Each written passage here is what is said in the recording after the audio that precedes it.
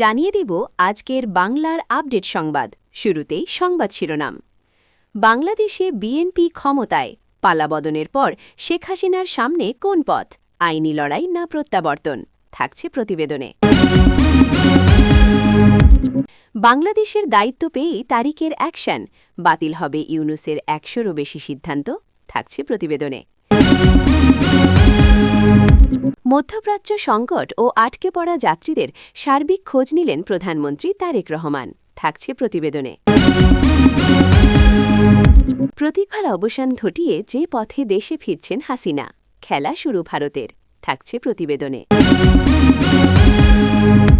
তারেক রহমানের হাত ধরে বাংলাদেশের রাজনীতিতে ফিরবে আওয়ামী লীগ, থাকছে প্রতিবেদনে। এতক্ষণ শুনতেছিলেন সংবাদ শিরোনাম, এখন বিস্তারিত। বাংলাদেশের দায়িত্ব পেয়েই তারিকের অ্যাকশন, বাতিল হবে ইউনূসের ১০০রও বেশি সিদ্ধান্ত। বাংলাদেশের অন্তর্বর্তী সরকারের সময় জারি করা ১০০রও বেশি সিদ্ধান্ত বাতিলের পথে। অন্তর্বর্তী প্রশাসনের নেতৃত্বে থাকা মোহাম্মদ ইউনূস ১.৫ বছরে মোট ১৩২টি সিদ্ধান্ত জারি করেছিলেন বলে জানা গেছে। বর্তমান রাজনৈতিক পরিস্থিতিতে এই সিদ্ধান্ত অধিকাংশই সংসদে নির্দিষ্ট সময়ের মধ্যে পাশ না হলে স্বয়ংক্রিয়ভাবে বাতিল হয়ে যাবে। সূত্রর দাবি, প্রায় ২৫ দিনের মধ্যে সিদ্ধান্ত না হলে এই নিয়মগুলির কার্যকারিতা শেষ হবে। বাংলাদেশের সংবাদ মাধ্যমের প্রতিবেদনে বলা হয়েছে, নতুন রাজনৈতিক নেতৃত্ব সংসদের মাধ্যমে গুরুত্বপূর্ণ কয়েকটি সিদ্ধান্ত অনুমোদনের প্রস্তুতি নিচ্ছে। এতে বেশিরভাগ সিদ্ধান্ত বাতিল হয়ে যাওয়ার সম্ভাবনা রয়েছে। বিশেষ করে সংস্কার, প্রশাসনিক কঠোরতা এবং বৈদেশিক সম্পর্ক সংক্রান্ত সিদ্ধান্তগুলি বেশি আলোচনায় এসেছে, যার মধ্যে কিছু বিষয় ভারত ও দেশের অভ্যন্তরীণ রাজনীতিতে উদ্বেগ তৈরি করেছিল। রাজনৈতিক পরিবর্তনের পর নতুন সরকারের নেতৃত্বে থাকা তারিক রহমানের দল এই সিদ্ধান্তগুলির পূর্ণাঙ্গ পর্যালোচনা শুরু করেছে। জানা গেছে, বিতর্কিত ও সংস্কার সম্পর্কিত একাধিক সিদ্ধান্ত বাতিল করা হতে পারে এবং যেগুলি নিয়ে মতভেদ রয়েছে সেগুলির মেয়াদ আর বাড়ানো হবে না। একই সঙ্গে জুলাই বিদ্রোহ সম্পর্কিত কিছু অধ্যাদেশ সংশোধনের সম্ভাবনাও খতিয়ে দেখা হচ্ছে। এই রাজনৈতিক পুনর্বিন্যাসের মধ্যে শেখ হাসিনার দল আওয়ামী লীগের ওপর থাকা নিষেধাজ্ঞা প্রত্যাহারের সম্ভাবনাও সামনে এসেছে। নির্বাচনের পর বিভিন্ন জেলায় দলটি আবার কার্যক্রম শুরু করেছে, ফলে বিরোধী রাজনীতিতে তাদের সক্রিয় ভূমিকা বাড়তে পারে বলে মনে করা হচ্ছে। একই সময়ে বাংলাদেশ জাতীয়বাদী দল বা বাংলাদেশ জাতীয়বাদী দল জুলাই সনদ বাস্তবায়নে আপত্তি জানিয়েছে এবং সাংবিধানিক সংস্কার নিয়ে নতুন বিতর্ক তৈরি হয়েছে। জুলাই সনদে প্রস্তাব ছিল, কোনো ব্যক্তি ২ মেয়াদের বেশি বা ১০ বছরের বেশি সময় প্রধানমন্ত্রীর পদে থাকতে পারবেন না এবং বিচারক নিয়োগের ক্ষমতায় পরিবর্তন আনা হবে। এই প্রস্তাব নিয়ে অন্তর্বর্তী সরকার গণভোটও করেছিল, তবে বিএনপি তা মানতে অস্বীকার করে। অন্যদিকে রাজনৈতিক পরিবর্তনের পর ভারত বাংলাদেশ সম্পর্ক স্বাভাবিক করার উদ্যোগও শুরু হয়েছে, যার অংশ হিসেবে ভারত ভিসা পরিষেবা পুনরায় চালুর সিদ্ধান্ত নিয়েছে। বিশ্লেষকদের মতে, অধ্যাদেশ বাতিল ও সাংবিধানিক বিতর্ক আগামী দিনে বাংলাদেশের রাজনীতিতে বড় প্রভাব ফেলতে পারে। বাংলাদেশে বিএনপি ক্ষমতায়, পালাবদলের পর শেখ হাসিনার সামনে কোন পথ, আইনি লড়াই না প্রত্যাবর্তন। তারেক রহমানের নেতৃত্বে বাংলাদেশ ন্যাশনালিস্ট পার্টি বিএনপির জয়ে বাংলাদেশের রাজনৈতিক মানচিত্রে বড়সড় পরিবর্তন এসেছে। নতুন সরকারকে ভারতের প্রধানমন্ত্রী নরেন্দ্র মোদীর দ্রুত স্বীকৃতি জানানো স্পষ্ট করে দেয় আঞ্চলিক কূটনীতি কত দ্রুত নতুন বাস্তবতার সঙ্গে খাপ খাইয়ে নিচ্ছে। এদিকে প্রাক্তন প্রধানমন্ত্রী শেখ হাসিনা বর্তমানে ভারতে অবস্থানরত এবং ইতিহাসেই একাধিক আইনি তদন্তের মুখে এই রাজনৈতিক পালাবদলের ফলে তার দীর্ঘ জীবনের অন্যতম অনিশ্চিত অধ্যায়ে প্রবেশ করেছেন। সাম্প্রতিক নির্বাচনের ফল প্রকাশের পর তিনি প্রকাশ্যে ভোটকে প্রহসনের নির্বাচন আখ্যা দিয়ে দাবি করেছেন দেশবাসী এই ভোট প্রত্যাখ্যান করেছেন। সামাজিক মাধ্যমে দেওয়া বার্তায় তিনি অভিযোগ করেন, কম ভোটার উপস্থিতি প্রমাণ করে জনগণ এই প্রক্রিয়াকে গ্রহণ করেনি। ভোট কেনাবেচা, কেন্দ্র দখল এবং ভোটার শূন্য কেন্দ্রের অভিযোগও তোলেন তিনি। একই সঙ্গে অবাধ, সুষ্ঠু নির্বাচন এবং তত্ত্বাবধায়ক সরকারের অধীনে পুনর্নির্বাচনের দাবি জানান। এই প্রেক্ষাপটে আগামী পরিস্থিতি সম্ভবত ৪টি পরস্পর সম্পর্কিত ক্ষেত্রে গড়ে উঠবে: আইনি ঝুঁকি, রাজনৈতিক টিকে থাকার লড়াই, নিরাপত্তা সমীকরণ এবং আন্তর্জাতিক কূটনীতিক অবস্থান। শেখ হাসিনার সামনে আইনি ঝুঁকি এখন শুধু তদন্তে সীমাবদ্ধ নেই। আন্তর্জাতিক সংবাদ মাধ্যম, বিশেষত রয়টার্সের প্রতিবেদনে উল্লেখ করা হয়েছে যে বাংলাদেশের আন্তর্জাতিক অপরাধ ট্রাইব্যুনাল তাকে ২০২৪ সালের ছাত্র আন্দোলন দমনের ঘটনায় মানবতাবিরোধী অপরাধের মামলায় দোষী সাব্যস্ত করে মৃত্যুদণ্ডের রায় ঘোষণা করেছে। রায়ে বলা হয়েছে নিরাপত্তা বাহিনীর অতিরিক্ত বল প্রয়োগের দায় শীর্ষ প্রশাসনিক স্তর পর্যন্ত গিয়েছিল। হাসিনা এই রায়কে রাজনৈতিক উদ্দেশ্য প্রণোদিত বলে দাবি করেছেন এবং বিচার প্রক্রিয়ার নিরপেক্ষতা নিয়ে প্রশ্ন তুলেছেন। জাতিসংঘের মানবাধিকার মহলও এই মৃত্যুদণ্ড নিয়ে উদ্বেগ প্রকাশ করেছে। এদিকে অন্তর্বর্তী সরকার তার প্রত্যার্পণ প্রসঙ্গও বিবেচনা করছে বলে একাধিক প্রতিবেদনে উল্লেখ রয়েছে। এখন বিএনপি ক্ষমতায় আসার পর প্রশ্ন উঠছে, তারা কি এই আইনি প্রক্রিয়াকে আরও দ্রুত এগিয়ে নেবে, নাকি আন্তর্জাতিক চাপ ও কূটনীতিক সমীকরণ মাথায় রেখে ধাপে ধাপে পদক্ষেপ করবে? নতুন সরকারের অবস্থানই ঠিক করবে এই মামলা শুধুই আইনি লড়াই থাকবে নাকি তা বৃহত্তর রাজনৈতিক বার্তায় পরিণত হবে। নতুন সরকার এই প্রক্রিয়াকে প্রাতিষ্ঠানিক সংস্কার হিসেবে তুলে ধরবে নাকি রাজনৈতিক জবাবদিহি হিসেবে, তার উপর অনেক কিছু নির্ভর করছে। নিরপেক্ষ তদন্ত বিএনপির গণতান্ত্রিক ভাবমূর্তি শক্তি করতে পারে, কিন্তু সিলেক্টিভ বা আক্রমণাত্মক মামলা রাজনৈতিক প্রতিহিংসার অভিযোগ আরও জোরালো করতে পারে। দশকের পর দশক নানা সংকট অতিক্রম করে শেখ হাসিনা দক্ষিণ এশিয়ার অন্যতম প্রভাবশালী মহিলা রাজনৈতিক ব্যক্তিত্ব হিসেবে টিকেছিলেন। বিদেশে থাকলেও আওয়ামী লীগের ভেতরে তার প্রভাব এখনও অটুট, তবে দূর থেকে দল পরিচালনার সক্ষমতা পরীক্ষার মুখে পড়তে পারে। ক্ষমতা পরিবর্তনের সময় দলগুলির ভেতরে পুনর্বিন্যাস স্বাভাবিক। শীর্ষ নেতাদের বিরুদ্ধে আইনি তদন্ত শুরু হলে সাংগঠনিক ঐক্যেও চাপ পড়তে পারে। শেখ হাসিনার রাজনৈতিক জীবন সংগ্রাম এবং প্রত্যাবর্তনের গল্পে ভরা, কিন্তু বর্তমান মুহূর্তটি হয়তো তার সবচেয়ে জটিল মোড়। এই অধ্যায় দীর্ঘ আইনি লড়াইয়ের রূপ নেবে, রাজনৈতিক পুনর্গঠনের পথে যাবে, নাকি ধীরে ধীরে স্বাভাবিকতায় ফিরবে, তা নির্ভর করবে শুধু বিএনপির কৌশলের উপর নয়, বরং বাংলাদেশের প্রতিষ্ঠানগুলি জবাবদিহি, স্থিতিশীলতা এবং গণতান্ত্রিক বৈধতার সূক্ষ্ম ভারসাম্য কিভাবে রক্ষা করে। মধ্যপ্রাচ্য সংকট ও আটকে পড়া যাত্রীদের সার্বিক খোঁজ নিলেন প্রধানমন্ত্রী তারেক রহমান। ইরানসহ মধ্যপ্রাচ্যে সৃষ্ট যুদ্ধাবস্থার পরিপ্রেক্ষিতে সেখানে অবস্থানরত প্রবাসী বাংলাদেশিদের নিরাপত্তা ও সার্বিক পরিস্থিতি নিয়ে গভীর উদ্বেগ প্রকাশ করেছেন প্রধানমন্ত্রী তারেক রহমান। রোববার সকালে সচিবালয়ে নিজের দপ্তরে এসে তিনি পররাষ্ট্রমন্ত্রী ড খলিলুর রহমান এবং পররাষ্ট্র বিষয়ক উপদেষ্টা হুমায়ুন কবিরের সঙ্গে বিশেষ বৈঠকে বসেন। বৈঠকে প্রধানমন্ত্রী মধ্যপ্রাচ্যের দেশগুলোতে থাকা বাংলাদেশিদের বর্তমান অবস্থা সম্পর্কে বিস্তারিত খোঁজখবর নেন এবং তাদের সুরক্ষায় প্রয়োজনীয় সব ধরনের ব্যবস্থা গ্রহণের জন্য সংশ্লিষ্টদের জরুরি নির্দেশনা প্রদান করেন। প্রধানমন্ত্রীর অতিরিক্ত প্রেস সচিব আতিকুর রহমান রুমান জানিয়েছেন, ইরানের অপর মার্কিন ইসরায়েলি হামলার জেরে মধ্যপ্রাচ্যগামী অসংখ্য ফ্লাইট বাতিল হওয়ায় হাজার হাজার যাত্রী হজরত শাহজালাল আন্তর্জাতিক বিমানবন্দরে আটকা পড়েছেন। প্রধানমন্ত্রী এই পরিস্থিতির ওপর সার্বক্ষণিক নজর রাখছেন এবং আটকে পড়ার রেমিট্যান্স যোদ্ধাদের দেখভাল করার জন্য বিশেষ নির্দেশ দিয়েছেন। তার নির্দেশনা অনুযায়ী বেসরকারি বিমান চলাচল মন্ত্রী ও প্রতিমন্ত্রী এবং প্রবাসী কল্যাণ মন্ত্রী সরাসরি কাজ করছেন। বিশেষ করে বিমান প্রতিমন্ত্রী সকাল থেকেই বিমানবন্দরে অবস্থান করে যাত্রীদের সুযোগ সুবিধা তদারকি করছেন। উদ্ভূত পরিস্থিতি মোকাবিলায় ইতোমধ্যে মধ্যপ্রাচ্যের 4টি দেশে বিশেষ সতর্কবার্তা জারি করা হয়েছে এবং প্রবাসীদের সহায়তায় সার্বক্ষণিক হটলাইন চালু করা হয়েছে। সচিবালয়ে প্রধানমন্ত্রীর আজকের দিনটি ছিল অত্যন্ত ব্যস্ততাপূর্ণ। সকাল 9:10 নিজের অফিসে আসার পর তিনি পর্যায়ক্রমে বিভিন্ন মন্ত্রণালয়ের মন্ত্রীদের সঙ্গে বৈঠক করেন। দুর্যোগ ব্যবস্থাপনা ও ত্রাণমন্ত্রী আসাদুল হাবিব দুলুর সঙ্গে বৈঠকে প্রধানমন্ত্রী ভূমিকম্প পরবর্তী দুর্যোগ মোকাবিলার বিষয়ে গুরুত্বারোপ করেন। তিনি ঢাকাসহ সারা দেশে ভূমিকম্পের ঝুঁকি মোকাবিলায় একটি সুনির্দিষ্ট কর্মপরিকল্পনা তৈরির নির্দেশ দেন এবং জরুরি উদ্ধার কাজের জন্য দ্রুততম সময়ের মধ্যে 1 লাখ দক্ষ স্বেচ্ছাসেবক প্রস্তুত করার কথা বলেন। মন্ত্রী আসাদুল হাবিব দুলু বৈঠক শেষে জানান, জননিরাপত্তার স্বার্থে প্রধানমন্ত্রী স্বেচ্ছাসেবক তৈরির এই প্রক্রিয়াটি দ্রুত সম্পন্ন করতে বলেছেন। এছাড়া জনস্বার্থ সংশ্লিষ্ট বিভিন্ন ইস্যুতে প্রধানমন্ত্রী আজ বিদ্যুৎ ও জ্বালানি মন্ত্রীর সঙ্গেও আলোচনা করেন। মধ্যপ্রাচ্যের যুদ্ধ পরিস্থিতির কারণে বৈশ্বিক জ্বালানি বাজারে যে অস্থিরতা তৈরি হয়েছে তার প্রভাবে বাংলাদেশে যেন কোনো সংকট তৈরি না হয় সে বিষয়ে আগাম সতর্কতা অবলম্বনের নির্দেশ দেন তিনি।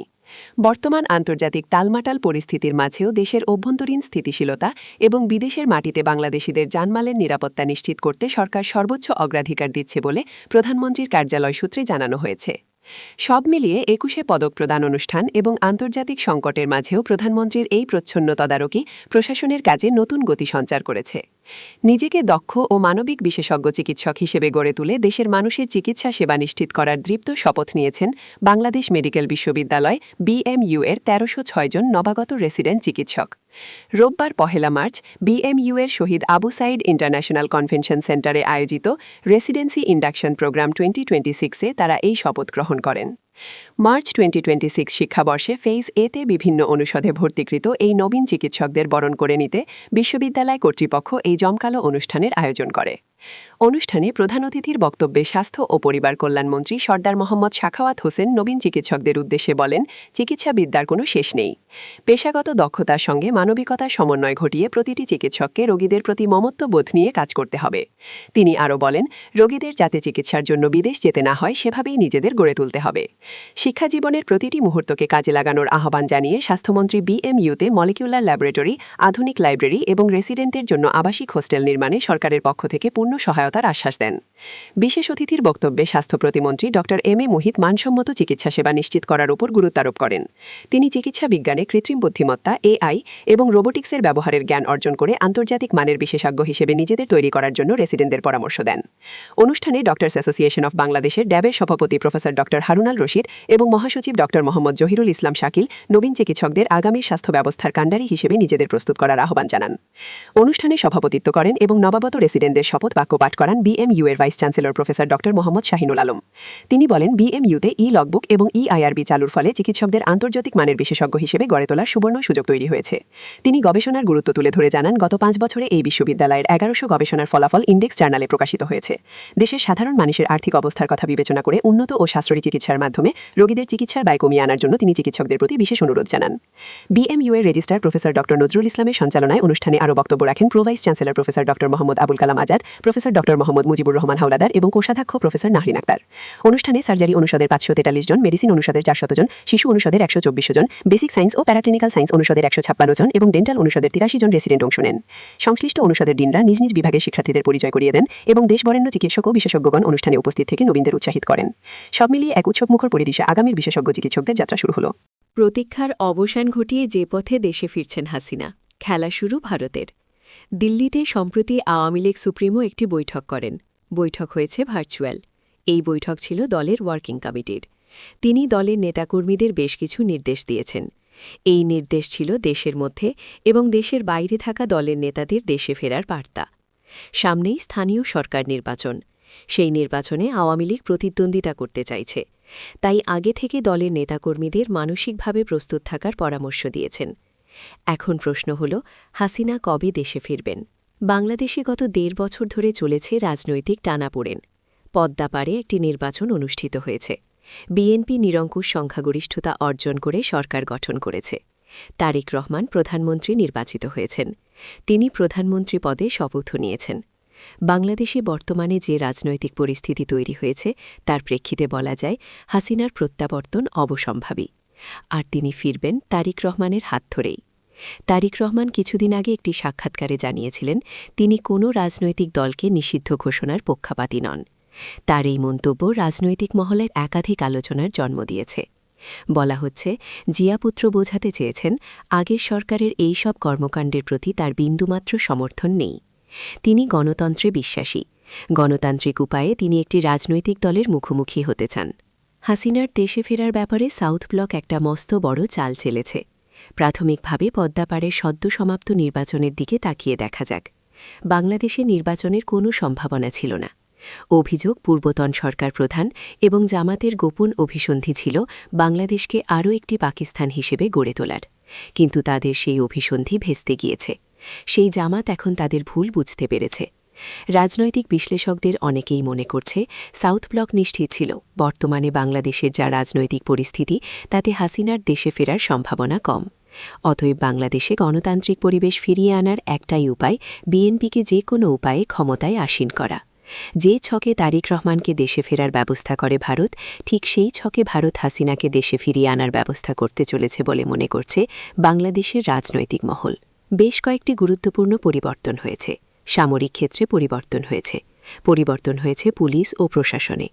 এই পরিবর্তন ইঙ্গিত দিচ্ছে, প্রশাসনের সর্বোচ্চ স্তরে যারা আওয়ামী বিরোধী বলে পরিচিত ছিল তাদের সরিয়ে দেওয়া হয়েছে। এটা করা হয়েছে তারেক রহমানের নির্দেশেই। পরিবর্তন আনা হয়েছে বিচার বিভাগেও। আন্তর্জাতিক অপরাধ ট্রাইব্যুনালের চিফ প্রসিকিউটর তাজুল ইসলামকে সরিয়ে দেওয়া হয়েছে। এই তাজুল ইসলাম হাসিনা ও তার আমলের প্রাক্তন স্বরাষ্ট্রমন্ত্রী আসাদুজ্জামান খান কামালকে মৃত্যুদণ্ডে দণ্ডিত করে। তারেক রহমান যদি হাসিনা এবং আওয়ামী লীগের ঘর ওয়াপসি না চাইতেন, তাহলে না সেনায় পরিবর্তন আনতেন, না পুলিশ ও প্রশাসনিক মহলে তিনি পরিবর্তন আনতেন। এই আমিনুল ইসলাম ভারত ঘনিষ্ঠ বলেই পরিচিত। তাকে আইসিটি চিফ প্রসিকিউটরের দায়িত্ব দেওয়ার মধ্য দিয়ে তারেক রহমান এই বার্তা দিতে চাইলেন যে তিনি হাসিনার মৃত্যুদণ্ড কার্যকর করার পরিপন্থী। তাছাড়া আওয়ামী লীগের ওপর থেকে নিষেধাজ্ঞা প্রত্যাহার করা না হলে তার স্বচ্ছ ভাবমূর্তি কালিমালিপ্ত হবে। তিনি দেশে ফেরার আগে দেশে ফিরে একটা কথা বলেছিলেন, নতুন বাংলাদেশ। সেই নতুন বাংলাদেশ আওয়ামী লীগকে বাদ দিয়ে কোনোভাবেই সম্ভব নয়। তাছাড়া জামায়াত এখন প্রধান বিরোধী দল। সরকারকে তারা নানা ইস্যুতে বেগ দেবে। তাই জামায়াতের সঙ্গে মোকাবিলা করতে হলে দরকার এমন একটি রাজনৈতিক দলের সাহায্য। সেক্ষেত্রে আওয়ামী লীগ ছাড়া তার সামনে আর কোনো বিকল্প রাজনৈতিক দল নেই। সুতরাং তারেক রহমান যে কোনো মূল্যে হাসিনাকে দেশে ফেরার ব্যবস্থা করবেন। আর আওয়ামী লীগ যাতে আবার জাতীয় রাজনীতিতে ফিরে আসতে পারে সেই ব্যবস্থাও তিনি করবেন। রাজনৈতিক বিশ্লেষকেরা সেটাই দৃঢ়তার সঙ্গে বিশ্বাস করেন। তারেক রহমানের হাত ধরে বাংলাদেশের রাজনীতিতে ফিরবে আওয়ামী লীগ। বাংলাদেশে বিএনপির সরকার, আর প্রধান বিরোধী দল জামায়াত। তারেক রহমান খুব মসৃণভাবে সরকার চালাতে পারবেন বলে মনে করছে না বাংলাদেশের রাজনৈতিক মহল। নিরঙ্কুশ সংখ্যাগরিষ্ঠতা অর্জন করলেও চাইলেই ইচ্ছেমতো সিদ্ধান্ত সরকার যে নিতে পারবে না সে ব্যাপারে নিশ্চিত রাজনৈতিক মহল। তারেক রহমানের দায়িত্ব যেমন দেশে আইনের শাসন প্রতিষ্ঠা করা, পাশাপাশি তার অন্যতম গুরুদায়িত্ব শেখ হাসিনাকে সসম্মানে প্রত্যাবর্তন। বলা হচ্ছে তারেককে লন্ডন থেকে দেশে এই শর্তেই ফিরতে দেওয়া হয়েছে। প্রশ্ন হল, হাসিনাকে কিভাবে দেশে ফেরাবেন তারেক রহমান? তারেক রহমান মিতভাষী। অল্প কথার মধ্যে দিয়ে বিরাট একটি বিষয়কে তিনি সুন্দরভাবে উপস্থাপন করে থাকেন। 2/3 আসনে জয়ী হয়ে সরকার গঠন করার বিষয়টি নিশ্চিত হওয়ার পর প্রথম সাংবাদিক সম্মেলন করেন তারেক। শেখ হাসিনাকে ফেরানো, ভারতের সঙ্গে সম্পর্ক সহ নানা প্রশ্নের তিনি জবাব দেন। সাবেক প্রধানমন্ত্রী হাসিনার ঘর ওয়াপসির বিষয়ে তিনি বা তার দল কি ভাবছে এই নিয়ে প্রশ্ন করা হলে বিএনপি চেয়ারপারসন বলেন, এটা আইনি প্রক্রিয়ার উপর নির্ভর করে। প্রশ্ন করা হয়, বাংলাদেশের মানুষের মধ্যে বহু আওয়ামী সমর্থক রয়েছেন, সেই বিষয়টিকে প্রাধান্য দিয়ে সমস্যা সমাধান বা মিটমাটের কি পরিকল্পনা তিনি নিয়েছেন? জবাবি তারেক রহমানে বলেন, আইনের শাসন নিশ্চিত করার মাধ্যমে এই সব কিছু সমাধান হবে। হাসিনা দিল্লিতে রয়েছে 1 বছরের বেশি। বিদায়ী তদারকি সরকারের তরফে হাসিনার প্রত্যর্পণ নিয়ে একাধিকবার প্রস্তাব, নোট ভার্বাল পাঠানো হয়। সাউথ ব্লক কৌশলী পদক্ষেপ নেয়। সব নোট ভার্বালের জবাব ছিল, ইট ইজ বিং এক্সামিন্ড। ভারতের একটি জাতীয় দৈনিককে দেওয়া সাক্ষাৎকারে এই একই প্রশ্ন করা হয়েছিল বিএনপি মহাসচিব মির্জা ফখরুলকে। তার দাবি, ভারতের বিরুদ্ধে লড়াইয়ের কথা বলা লোকেরা আসলে পাগলের প্রলাপ বকছেন। তার কথায়, আমরা ভারতের সঙ্গে লড়াই করতে পারব না, আমাদের কথা বলতে হবে। যারা ভারতের সঙ্গে লড়াইয়ের কথা বলছেন তারা পাগলের মতো কথা বলছেন। আর হাসিনা প্রসঙ্গে তার অভিমত, আমরা মনে করি না হাসিনা সত্যি গুরুতরভাবে মানবিক অধিকার লঙ্ঘন করেছেন। তাকে শাস্তি দেওয়ার দাবি তুলেছে জনতা। আমাদের মতে তাকে বাংলাদেশের হাতে তুলে দেওয়া উচিত ভারতের। কিন্তু হাসিনাকে বাংলাদেশের কাছে হস্তান্তর না করার বিষয়টি বাণিজ্য সহ বিভিন্ন ক্ষেত্রে বৃহত্তর সম্পর্ক গড়ার ক্ষেত্রে কোনো বাধা হবে না। আমরা আরও ভালো সম্পর্ক গড়ে তুলতে চাই। বিএনপি সরকার এখন একটি সূক্ষ্ম ভারসাম্যমূলক পদক্ষেপের মুখোমুখি। শেখ হাসিনার ক্ষমতাচ্যুতির পর যে ধরনের নির্বিচার রাজনৈতিক নির্যাতন অতি সাধারণ হয়ে উঠেছিল, সেই ধরনের আচরণ না করে আওয়ামী লীগের প্রতি জনগণের ক্রমবর্ধমান ক্ষোভের সমাধান করতে হবে। প্রধানমন্ত্রী তারেকের চ্যালেঞ্জ হবে আওয়ামী লীগের নেতাদের ওপর থেকে ভুয়ো মামলা প্রত্যাহার করা, সেই সঙ্গে এটা নিশ্চিত করা যে হিংসার প্রকৃত অপরাধীরা যেন রেহাই না পায়। সদ্য সমাপ্ত ত্রয়োদশ জাতীয় সংসদ নির্বাচনের ফলাফল বিশ্লেষণ করলে দেখা যায় যে দলনেত্রী হাসিনা ভোট বয়কটের ডাক দেওয়ার পরেও আওয়ামী লীগ থেকে ভোট স্থানান্তর হয়েছে। প্রাক্তন শাসক দলের যেসব সমর্থক ভোট দিয়েছেন তাদের সমর্থন ছিল মূলত বিএনপিকেই। আওয়ামী লীগের ওপর নিষেধাজ্ঞা সম্পর্কিত একটি ষড়যন্ত্রের তত্ত্ব সম্ভবত বিএনপির পক্ষে মানুষের রায় পেতে সাহায্য করেছে, যদিও অনেকে 2024-এর বিক্ষোভকে জনতার স্বতঃস্ফূর্ত আন্দোলন হিসেবেই দেখছেন।